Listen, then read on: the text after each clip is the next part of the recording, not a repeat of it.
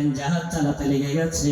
জাহাজ এখন চলছে সমুদ্রে, নিচের তলার যাত্রীদের হঠাৎ পানির পিপাসা পেয়েছে। পানি আনার জন্য ওরা উপরে উঠেছে, ট্যাঙ্ক লাগানো পানি, উপরে পানি আনতে গেছে। এখন পানি নিয়ে আসতে আসতে উপরতলা দিয়ে হাঁটতে হাঁটতে জাহাজে টলেছে, পানি ঝলকে কারোর গায়ে গিয়ে পড়েছে।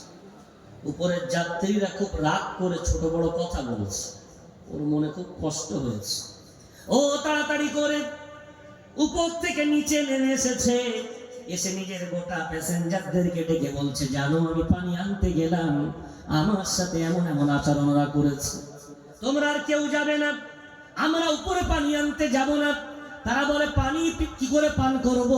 ও তখন বলছে, শোনো, এখন সমুদ্রের মাঝখানে আমাদের জাহাজ চলছে, সমুদ্রের পানি খুব পরিষ্কার, আমার জানা মতে পানি পান করা যাবে, সুতরাং আমরা জাহাজ ছিদ্র করে জাহাজের তলা থেকে আমরা পানি পান করব। মতামত দিচ্ছে রাসূলের হাদিস। বিশ্বনবী 1500 বছর আগে এত দামি কথা বলছে। রাসূল বলছেন ওরা এখন পূর্ণ ঐক্যবদ্ধ হয়ে জাহাজ ছিদ্র করবে বলে যার কাছে সাপল কুরুল যা আছে বার করেছে। উপরের তলার যাত্রীরা দেখতে পাচ্ছে, নিচের তলার যাত্রী জাহাজটা ছিদ্র করতে চায়, পানি তুলতে চায়। রাসূল বলছেন, বলো তো, ওরা যদি বলে ভাই ঠিক আছে উপরে এসো না, নিচে থেকেই পানি পান করো, এই জাহাজটা যদি ছিদ্র করতে দেয় কিছুক্ষণ পরে জাহাজ তো তলিয়ে যাবে, তলিয়ে যদি যায় নিচের তলার যাত্রীরা শুধু তলাবে, উপরের তলার যাত্রীরাও তলাবে। সাহাবারা বললেন, ইয়া রাসূলুল্লাহ, সবাই তলিয়ে যাবে।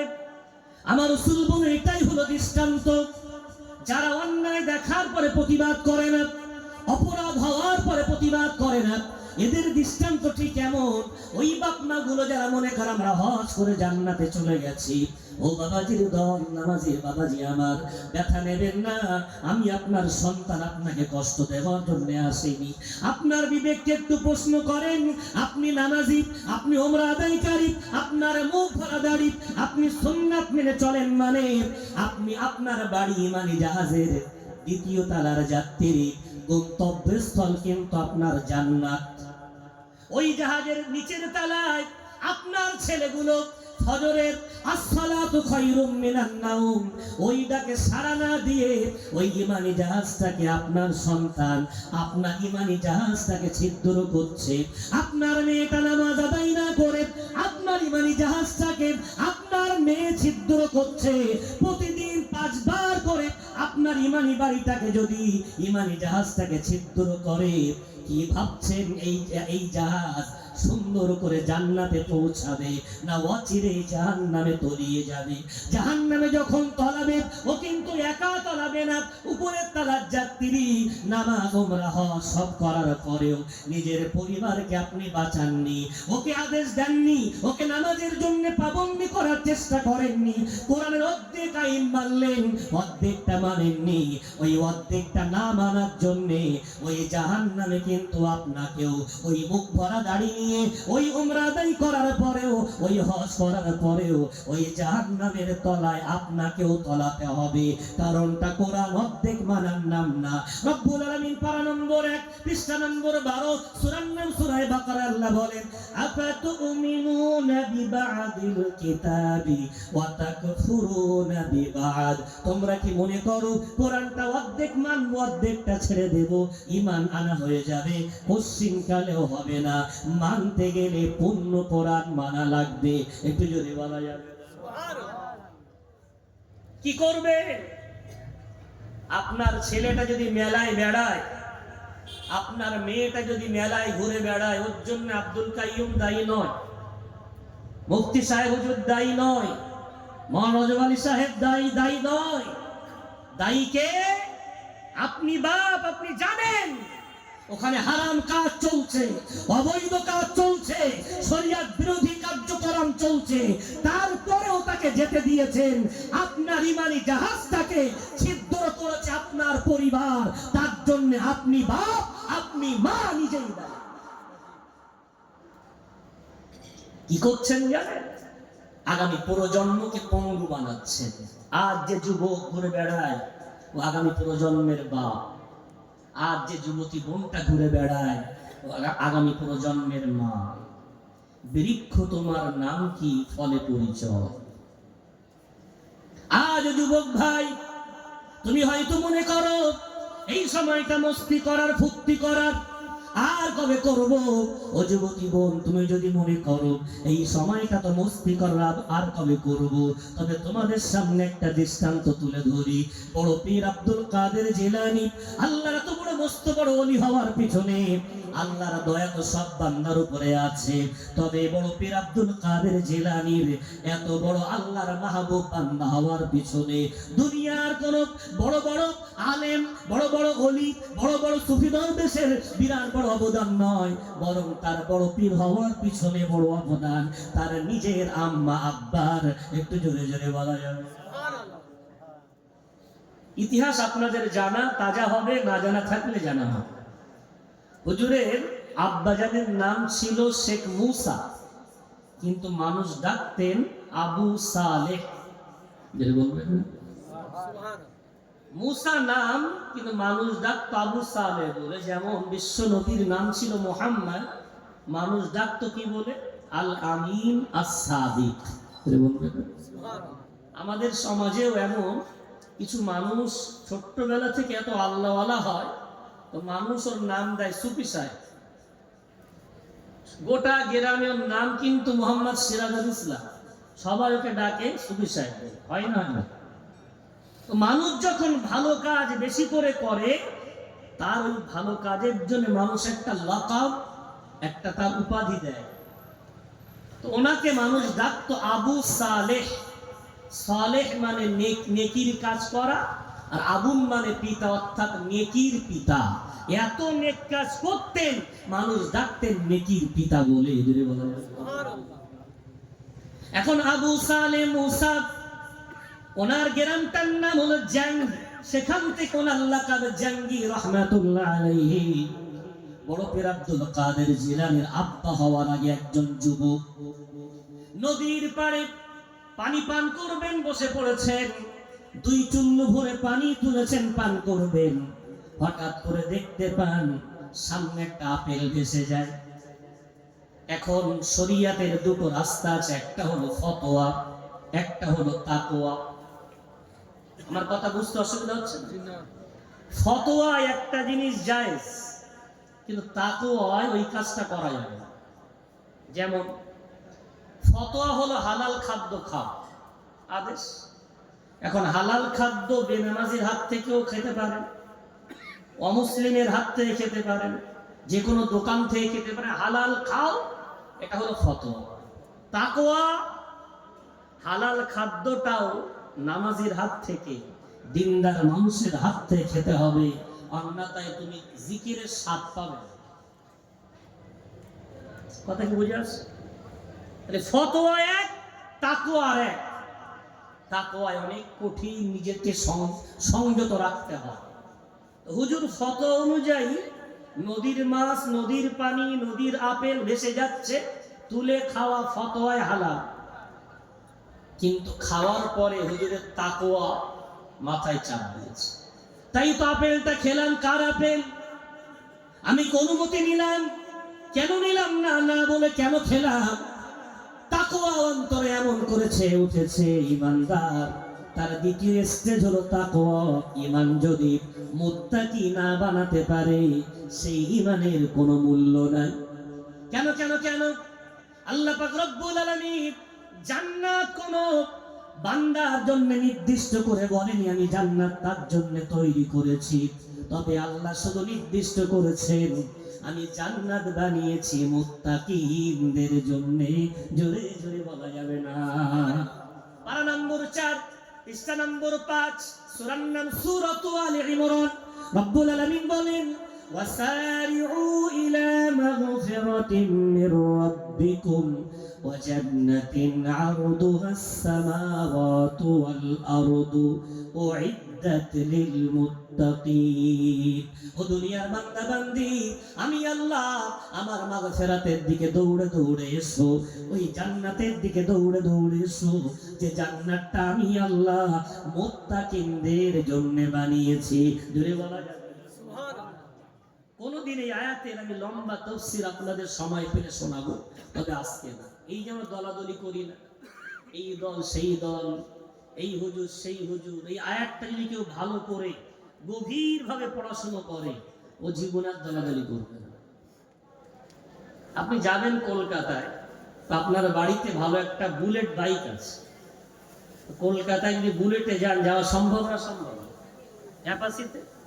সম্ভব বাইকে যেতে পারে আবার বাড়ির চাচাতো ভাইটা একটা ভালো গাড়ি কিনেছে ইকো গাড়ি অথবা চাচা কোনো গাড়ি তো বলছে বাইকে গেলে ধুলোবলি লাগবে দরকার নেই শীত হালকা শীত পড়ছে কাশি হতে পারে তো আমি ওই 4 চাকা করে যাবো কোনো যেতে পারে আবার যদি মনে করেন না আমি ও টাকা খরচ অনেক বেশি হবে বাসে করে যাবো আপনি যদি মনে করেন না বাসেও খরচ বেশি ট্রেনে করে যাবো পারে না পারে গন্তব্যস্থল কি কলকাতা বাসে ট্রেনে বাইকে 4 চাকা গাড়িতে যাওয়া যেতে পারে মুমিনের গন্তব্যস্থল জান্নাতুল ফেরদাউস ও হানাফি হয়েও যেতে পারে শাফি হয়েও যেতে পারে হাম্বালি হয়েও যেতে পারে মালিকি হয়েও যেতে পারে টার্গেট আমি যদি মুত্তাকি হতে পারি জান্নাতে দেখা হবে একটু জোরে বলা যায় সুবহানাল্লাহ ওই অত সহজে জায়গাটায় কাফের বলা যায় না রাসূলের হাদিস কোন বান্দার মধ্যে 99টা গুণ যদি তুমি দেখো সে আল্লাহকে অমান্যকারীর মতো অপরাধ করে একটা গুণ যদি ইমানদারের থাকে তাকেও তুমি কাফের বলো না কেন আল্লাহর জান্নাত 8টা একটা জান্নাতের বৃক্ষের ছায়া পার করতে দ্রুতগামী ঘোড়ার 1 বছর সময় লেগে যাবে তারপরেও একটা বৃক্ষের ছায়া শেষ করতে পারবে না ওই জান্নাতটা তো ছোট নয় যে আমরা শুধু যাব আর সব জাহান্নামে তো জাহান্নামে বানাতে যেও না অন্যকে জাহান্নামী বললে সে জাহান্নামী না হলে কিয়ামতের দিন তুমি কিন্তু জাহান্নামে চলে যাবে ভাই আমার বাবজি আমার তাহলে মুত্তাকি ঈমানের পরে এটা হলো দ্বিতীয় স্টেজ ঈমান যদি আনতে হয় তাহলে মুত্তাকি হতেই হবে আর মুত্তাকি হতে পারলে আল্লাহ তাকে জান্নাত দেবে যদি বলা যাবে বড় পীর আব্দুল কাদের জিলানী আব্বা যান ফত অনুযায়ী ফলটা খেলেন কিন্তু তার রেডারে ধরা পড়েছে আমি অপরাধ করে ফেলেছি এখন অপরাধ যখন করেছি অপরাধের জন্য দেরি নয় আমার রাসূলের হাদিস ও বান্দা বান্দি যেই তুমি অপরাধ জানতে পেরে গেছো এটা আমার অপরাধ হয়ে গেছে দেরি করো না ওটা হুকুকুল্লাহ যদি হয় আল্লাহর হক হয় আল্লাহর কাছে তওবা করে বলো আস্তাগফিরুল্লাহ আস্তাগফিরুল্লাহ আস্তাগফিরুল্লাহ ও আল্লাহ তোমার বান্দা গুনাহ করে ফেলেছি আমি আমাকে maaf করে দাও আমাকে ক্ষমা করে দাও রবের কাছে কাঁদো আমার আল্লাহ তওবার দ্বারাই ওই গুনাহটাকে পরিষ্কার করে দেবেন জোরে বলা যাবে আর হকটা যদি বান্দার হয় গীবত করে ফেলেছো কোন রকম তার মালে ফাঁকি দিয়েছো কোন রকম ভাবে তাকে আঘাত করেছো হুকুকুল ইবাদ যদি হয় বান্দার হক হয় অতি দ্রুত তার কাছে গিয়ে তুমি ক্ষমা চেয়ে নাও কারণ আপেলটা খেয়ে ফেলেছে কার হক আল্লাহর না বান্দার বান্দার হক হুজুর কি করলেন নদীর কিনারা দিয়ে হাঁটতে শুরু করলেন আমাকে দেখতে হবে কোথায় আপেল বাগান যে বাগানের আপেল এই নদীতে পড়তে পারে দীর্ঘক্ষণ চলতে চলতে অনেকক্ষণ পরে পৌঁছালেন একটা আপেল বাগানে দেখলেন ওই আপেল গাছের একটা ডাল নদীতে এমন করে হেলে আছে বুঝতে বাকি রইল না এই গাছের আপেল অবশ্যই দরিয়ায় পড়েছে তাড়াতাড়ি করে বাগানে প্রবেশ করলেন বাগানে প্রবেশ করে দেখতে পেলেন একজন আল্লাহর বিরাট বড় নেক বান্দা চেহারা সুরাত অনেক সুন্দর সালাম দিয়ে বললেন জাহাপনা আপনি কি এই বাগানের মালিক বাগানের মালিক উত্তর দিয়ে বললেন বাবা কি ব্যাপার হ্যাঁ আমি এই বাগানের মালিক কি হয়েছে বলো জাহাপানা, আমি একটা অপরাধ করে ফেলেছি। কি অপরাধ? আমি আপনার বাগানের আপেল নদীতে পড়ে ভেসে যাচ্ছিল, আমি না বলে খেয়ে ফেলে এত দূর থেকে হেঁটে হেঁটে আপনার কাছে ক্ষমা চাইতে এসেছি। হুজুর, আমাকে একটু ক্ষমা করে দেন। এখন জওহার আছে যে হীরা নিয়ে কাজ করে, ও নকল হীরা আসল হীরা হাত দিলেই বুঝতে পারে। যে সোনা নিয়ে রাত দিন বিজনেস করে, ও নকল সোনা আর আসল সোনা হাতে ধরলেই বুঝতে পারে। আল্লাহর ওলি উনিও একজন, উনি বলছেন এ তো যে সে ছেলে না, আমার আপেল গরু খায়, ছাগল খায়, পথিক খায়, আজ পর্যন্ত আপেল বাগান লাগিয়ে আমার বাগানে কেউ ক্ষমা চাইতে আসে। আর একটা যুবক ও আপেল খেয়ে ক্ষমা চাইতে আসছে, মানে এ তো যে সে হীরা না। আমাকে দেখতে হয়, বাজিয়ে নিতে হয়, কতটা খোদার ভয় এই যুবকের অন্তরে আছে। সঙ্গে সঙ্গে নিজের মেজাজটা গরম করে বললেন, আচ্ছা তুমি আমার আপেল না বলে খেয়েছো, তুমি কি পারবে আমার শাস্তি নিতে? তখন হুজুর বলছেন, কেন পারবো না, বলেন যা পরে কি শাস্তি আমাকে দেবেন, আমাকে ক্ষমা করে দেবেন তো? বলে হ্যাঁ ক্ষমা করবো, এই শর্তে আমার বাগানের তোমাকে পাহারাদার হতে হবে। যেহেতু ঘটনাটা হাদিস নয়, আউলিয়াদের জীবনী, ওই জন্য আমি দৃঢ়তার সাথে বলতে পারবো না কোনটা সঠিক। কেউ বলেছেন পাহারা দেওয়ার জন্য বললেন 10 বছর, কেউ বলেছেন 8 বছর, আবার কেউ লিখেছেন 40 দিন। তবে একদিন না, 40 দিনটাও কিন্তু কম না। এতদিন এই বাগানটা পাহারা দিতে হবে, পারলে আমি তোমাকে ক্ষমা করে দেব। নওজোয়ান যুবক সঙ্গে সঙ্গে বললেন, যা পানা কোনো সমস্যা নাই, আমি আপনার বাগানের ওই গাছগুলো পাহারা দেব, বিনিময়ে আমাকে ক্ষমা করে দেবেন, যেন কিয়ামতের দিন আল্লাহর সামনে আমার কোনো নেকি আপনি কেড়ে নেবেন না। আমি খুব ভালো জানি কিয়ামতের দিন কোনো বাপ নিজের বেটার পরিচয় দিতে চাইবে না, কোনো বেটা নিজের বাপের পরিচয় দেবে না, কোনো মা তার কন্যাকে চিনতে পারবে না। কিয়ামতের দিন যেন আপনি আমাকে ধরবেন না, আমাকে ক্ষমা করে দেবেন, যদি শরত দেন আমি পাহারা দিতে রাজি আছি। হুজুর বললেন ঠিক আছে, ক্ষমা করব, পাহারা দিচ্ছেন। আজকে শেষ দিন, তাই 10 বছরের শেষ দিন হোক, 8 বছরের শেষ দিন হোক, অথবা 40 দিনের শেষ, আজকে শেষ দিন। এমন সময় বাগানে একজন কাস্টমার আপেল কিনতে এসেছেন। সঙ্গে সঙ্গে বাগানের মালিক ইয়াহইয়া ইবনে আব্দুল্লাহ রাহমাতুল্লাহ আলাইহি যুবকটাকে ডেকে বলছে, আবু সালেম মুসা, এদিকে এসো বাবা, এই দেখো কাস্টমার এসেছে, বাগান থেকে যাও, কিছু ভালো ভালো আপেল পেড়ে আনো, ওকে কিছু স্যাম্পেল দেখাতে হবে। হুজুর ঝুড়ি নিয়ে গেছেন, বাগানে গিয়ে আপেল পাড়তে গিয়ে দেখেন কি আপেল পাড়বেন বুঝে উঠতে পারেন না। কি করেছেন, কিছু ছোট ছোট আপেল পেড়ে এনেছেন। নিজের বুদ্ধি বিবেকে ছোট আপেল ভালো মনে হয়েছে, দেখতে সুন্দর, কচি কচি গাগুলো সবুজ, ওই আপেলগুলো ঝুড়িতে পেড়ে হুজুরের সামনে এনেছে। যেই দিয়েছে হুজুর রেগে গেছে, বাবা এতদিন পাহারা দিলে, এই ফুল আপেলগুলো তুমি নষ্ট করে ফেললে, তুমি কি জানো না কোন আপেল খাওয়ার যোগ্য আর কোন আপেল এখনো খাওয়ার যোগ্য না? এতটুকু বিবেক বুদ্ধি তোমার হলো না, এতদিন পাহারা দিচ্ছ, তোমার এই জ্ঞানটুকু হলো না।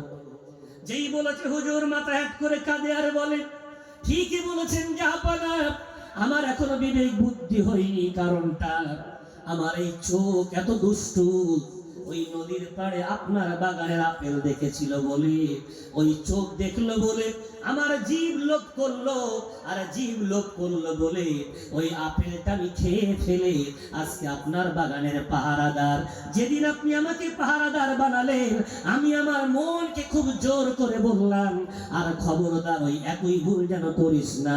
আমার চোখকে আমি খুব তিরস্কার করে বললাম, খবরদার কোন আপেলের দিকে যেন চোখ তুলে আর তাকাস না। হুজুর এতদিন পাহারা দিলাম, কিন্তু কোনদিন কোন ডালের দিকে আমি চোখ তুলে তাকিয়ে দেখিনি কোন আপেলটা খাওয়ার যোগ্য আর কোন আপেলটা খাওয়ার যোগ্য না। ওই জন্য আমি জানি না। একটু জোরে জোরে বলা যাবে? কি খোদার ভয়! এক ভুল আবার করব, একটু আগে করে এই শাস্তি ভোগ করছি, এতদিন পাহারা দিয়েছি, মাথা তুলে তাকাই। হুজুর বলছেন, বাপ তুমি এখন যেই বাহানা করো আমি তোমাকে ছাড়ব না, অপরাধ করো ছাড়ার শাস্তি। হুজুর থা হয়ে গেছেন, অনিচ্ছাকৃত অপরাধ তাও শাস্তি দেবেন। আসলে শাস্তি নয়, জওহারি জওহার পেয়ে গেছে, তাকে হাত ছাড়া করতে রাজি নয়, বলা যাবে। বলছেন, বাবা তোমার দ্বিতীয় শাস্তি হলো ফুল আপেল পেড়েছো, এটা যদি তুমি আমার কাছে ক্ষমা চাও, ফুল আপেল পাড়ার যদি অপরাধ থেকে মুক্তি পেতে চাও, তোমাকে আমি একটা ল্যাংড়া কানা, ল্যাংড়া অন্ধ কালা এবং বোবা এমন একটা মেয়ের সাথে বিবাহ দেব, তুমি যদি রাজি হও তবে তোমাকে ক্ষমা। ভাই আমার, জীবনে বিবাহটা প্রত্যেক মানুষের একটা স্বপ্ন, হয় না? নিজের গায়ের রং কালো হলেও স্ত্রী সুন্দর হোক, নিজের পা একটু বেঁকা হলেও স্ত্রী সুন্দর হোক, আছে না? প্রত্যেক মানুষের ওই ব্যাপারে একটা বিরাট স্বপ্ন থাকে, কিন্তু যে খোদার পাগল তার সামনে আর দুনিয়া কি। হুজুর যেই বলেছেন, বাবা এমন একটা মেয়ের সাথে বিয়ে করলেই ক্ষমা হবে, হুজুর বললেন কোনো সমস্যা নাই, আপনি যদি মনে করেন যে আপনাকে এমন একটা মেয়ের সাথে বিয়ে দিয়ে আমার অপরাধটা ক্ষমা করে দেবেন, আমি তাতেই রাজি আছি। যদি বলা যাবে, বিয়ের আসর তৈরি। আবু সালেহ মুসা জাঙ্গি রহমাতুল্লাহ আলাইহি বিয়ের খুতবা পড়া হলো, ইজাব কবুল হলো। বিয়ে সুসম্পন্ন হওয়ার পর বাসর রাতে সন্ধ্যার পরে ঈশার নামাজ পড়ে আবু সালেহ মুসা বাসর রাতে ঢুকছেন। ভাই আমার আলোচনা একটু অন্যদিকে চলে যাবে, কেননা ঘটনা শুনে তো লাভ নেই, শিক্ষাটা নিতে হবে। হুজুর বাসর ঘরে যাবেন, একজন মুমিন, ওর শুধু সুন্নাত খাওয়ার পরে মিষ্টি নেই কেন ভাই? খাওয়ার পরে মিষ্টি খাওয়া সুন্নাতটা খুব মনে থাকে, কিন্তু রাসূলের সুন্নাত গুলো মনে থাকে না।